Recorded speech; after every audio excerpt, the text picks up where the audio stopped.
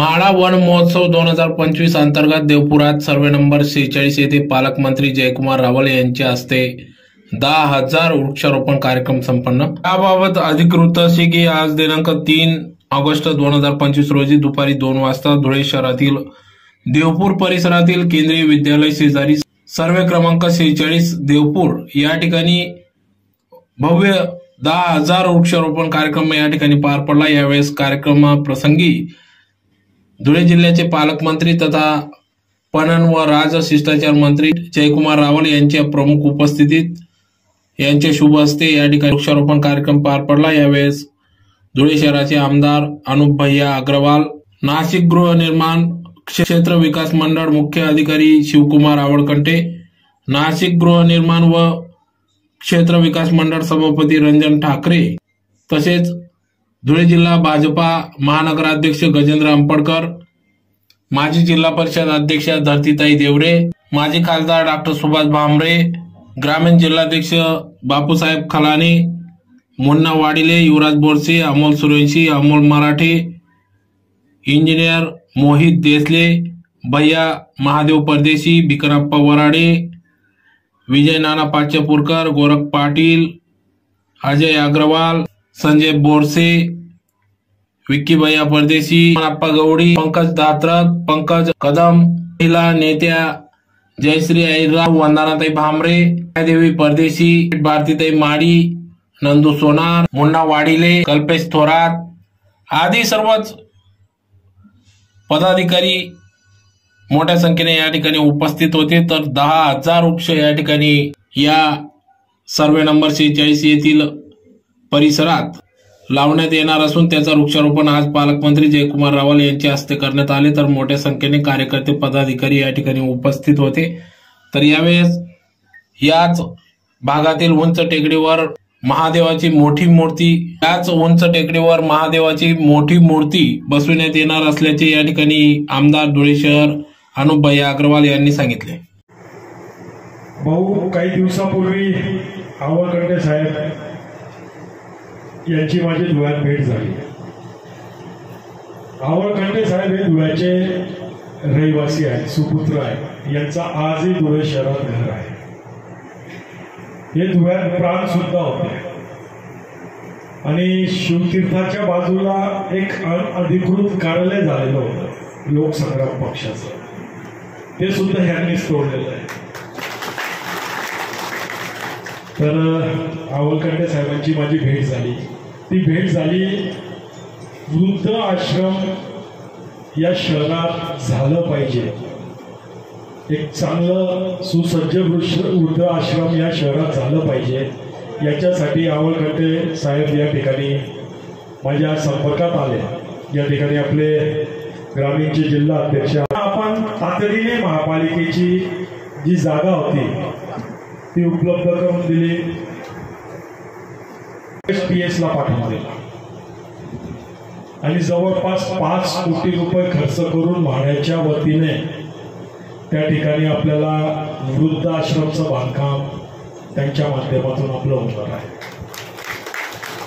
तसंच शिवतीर्थाच्या बाजूला जिथं आपण कायम ऐकत आलो भाऊ, आम्ही धुळेकर सर्वजण ऐकत होतो, एशिया खंडातील सर्वात सुंदर ब्लड बँक आणि सर्वात मोठी ब्लड बँक त्या ठिकाणी माजी आमदार ज्याच्या अंगावर सफारी हे गार्डन गायब असा माणूस कायम सांगत होता। परंतु त्यांनी तिथं कार्यालय बांधलं, ते कार्यालय तोडलं। आता त्याच जागेवर वुमन्स वर्किंग हॉस्टेल चं निर्माण म्हाडाच्या माध्यमातून 15 कोटी रुपये खर्च करून त्या ठिकाणी आपण उभारणार आहोत। तसंच 40गाव रोडला भाऊ बॉर्डर लागते, या रस्त्याच्या इकडे सर्व हिंदू लोक राहतात, तिकडे सर्व मुस्लिम लोक राहतात। तिथं सुद्धा व्यापारी संकुल हे आपण 1 ते 1.5 महिन्याच्या आत त्या ठिकाणी व्यापारी संकुल जे जवळपास 15 ते 20 कोटी रुपयाचं असेल त्याचं काम सुद्धा म्हाडाच्या माध्यमातून त्या ठिकाणी चालू होत आहे। यांच्या एवढ्या योजना आहेत, पण त्यांचा लाभ आपण कधी घेतला नाही। घरकुल योजना आहे, जागेचे पैसे घेत नाही. म्हाडाच्या घरांमध्ये जोही राहिला जातो त्याला जागेचा पैसा लागत नाही, म्हणून म्हाडाचे घर स्वस्त असतात. फक्त बांधकामाचा पैसा म्हाडा घेतो. नो प्रॉफिट नो लॉस मध्ये ते घर म्हाडा गोरगरीब लोकांना देत असतात.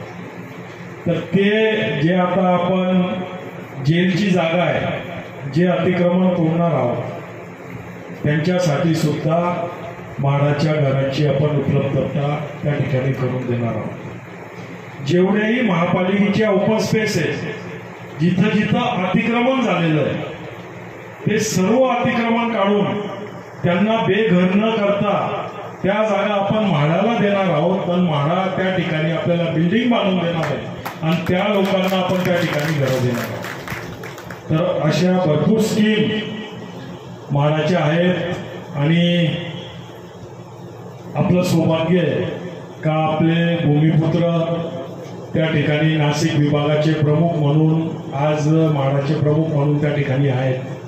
तर जेवढं जास्तीत जास्त लाभ आपल्याला या ठिकाणी घेता येईल तेवढं आपल्याला घ्यायचं आहे. भाऊ, आता ज्या ठिकाणी आपण करणार आहोत भाऊ, त्याला लागून पूर्ण टेकड्याच टेकड्या आहेत अशा लाईनशी.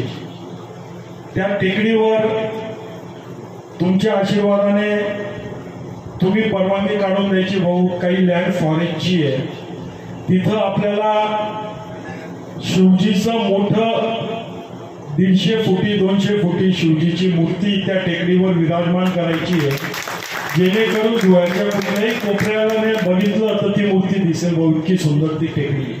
आणि त्याच्या खाली आपण पूर्ण झाडं लावतोय. झाडच नाही तर भाऊ ही 50 एकर जागा आहे जवळपास.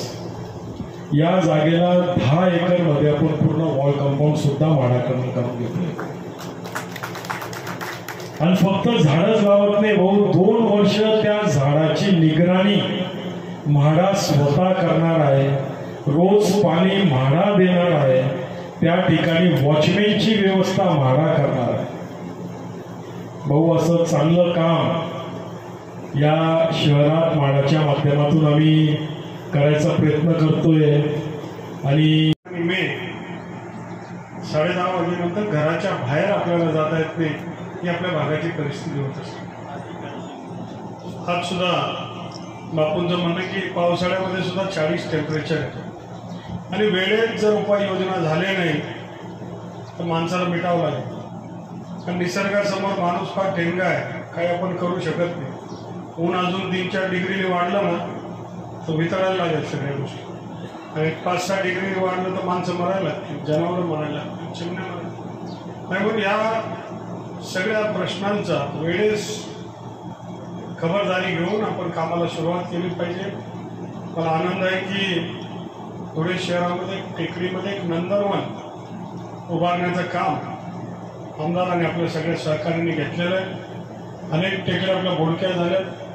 लहानपणी मी आपल्या धुळे शहरातील तहसील कार्यालयाच्या समोर गोविंद भवनवर राहायचो आणि त्या गोविंद भवनच्या वरच्या मजल्यावर ज्यावेळेस मी जायचो, धुळे शहराकडे चारी बाजूने बघायचो तर चारी बाजूनी धुळे शहरावर टेकडी आहे आणि टेकडीच्या मध्ये व्हॅली सारखं हे धुळे शहर आहे. कधी एखादा चांगला दिवस असताना आपण तिथून वर बघितलं, एक सुंदर शहर आपल्याला दिसते की सर्वीकडे चारी बाजूने टेकड्या आणि मधोमध कप सारखं मध्ये चार जसे असते तसं गाव आहे. पूर्वीच्या काळात फार निसर्गरम्य असेल आणि टेकड्यांचं सर्व पाणी या शहरामध्ये येत असेल आणि शहरामध्ये नदीही वाहत असेल. त्यामुळे ते मागचा काळ जरी गेला तर त्याला पुनर्जीवित करणं, गतवैभव आणणं ही आपल्या सगळ्यांची जबाबदारी आहे. मला आनंद आहे की राजकीय नेता केवळ उद्घाटनांना जायचा आहे. आता राजकीय नेता झाडं लावायला जातोय आणि झाडांचं आंदोलन हे जन आंदोलन केलं पाहिजे. प्रत्येकाला वाटलं पाहिजे की मी माझं एक झाड लावलं आणि असं डोंगराच्या मध्ये